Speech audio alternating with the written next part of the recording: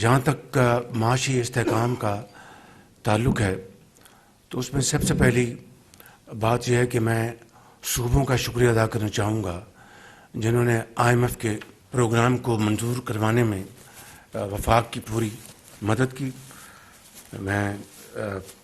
وزیر اعلیٰ پنجاب کا، وزیر اعلیٰ سندھ کا، وزیر اعلیٰ KP اور بلوچستان کا شکر گزار ہوں کہ انہوں نے IMF پروگرام میں جہاں تک ممکن ہوا انہوں نے اس میں پوری طرح سپورٹ کیا، اور اسی کے نتیجے میں آج الحمدللہ پاکستان کا اسٹاک ایکسچینج آج تاریخ کے سب سے اونچی سطح پہ ہے۔ پاکستان کے اندر جو مہنگائی ہے وہ آج سنگل ڈیجٹ پہ ہے، اور اسٹیٹ بینک کا جو پالیسی ریٹ ہے وہ 22% سے کم ہو کے 15% پہ آ گیا، اور اسی طریقے سے ہماری جو IT کی جو ایکسپورٹس ہیں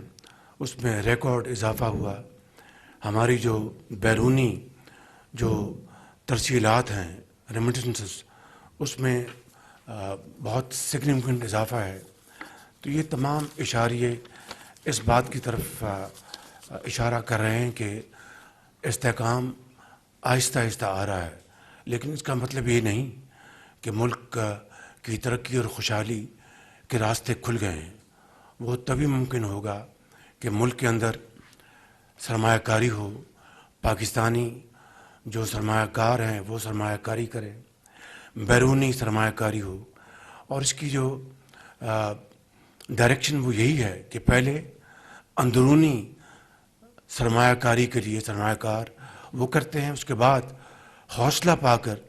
پھر بیرونی سرمایہ کار آتے ہیں۔ اس کے علاوہ اور کوئی طریقہ کار نہیں اس حالیہ IMF پروگرام میں، اور میری دعا ہے آپ سب کے ساتھ کہ یہ انشاءاللہ پاکستان کی تاریخ کا آخری یہ پروگرام ہوگا، لیکن یہ کہنے سے نہیں، یہ محنت، دیانت اور خون پسینہ بہانے کا سفر کا نام ہے۔